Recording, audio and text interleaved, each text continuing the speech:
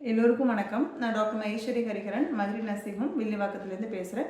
இன்றைக்கான சிறப்பு பதிவு பார்த்தீங்கன்னா, இயற்கை தாம்பத்தியத்தில் வரும் சந்தேகங்கள் பற்றின விளக்கங்கள். பல பேர் இயற்கையாக தாம்பத்தியத்துக்கு பிறகு பார்த்தீங்கன்னா, நிறைய விந்தணுக்கள் வெளியில் வந்துடுது அப்படிங்கிற நிறைய பிரச்சனைகளை சொல்கிறாங்க. ஸோ இதன் மூலமாக ப்ரெக்னென்சி ரேட் குறையுமா அப்படிங்கிறது அவங்களுடைய சந்தேகம். ஸோ இது கண்டிப்பாக அது உங்களுக்கு குறையாது.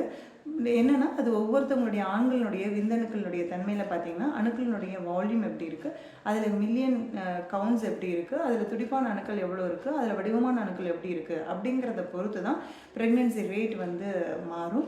ஸோ இதில் ஏதாவது குறைபாடு இருந்தது அப்படின்னா, அதை நம்ம இப்போ பார்த்தீங்கன்னா, துடிப்பு வால்யூம் கம்மியாக இருந்ததுன்னா அது ஆலிகோஸ்போமியான்னு சொல்லுவோம்.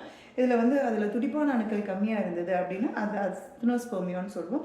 இன்னொன்று அதில் வடிவமான அணுக்கள் கம்மியாக இருந்ததுன்னா தெரட்டோஸ்போமியா அப்படின்னு சொல்லுவாங்க.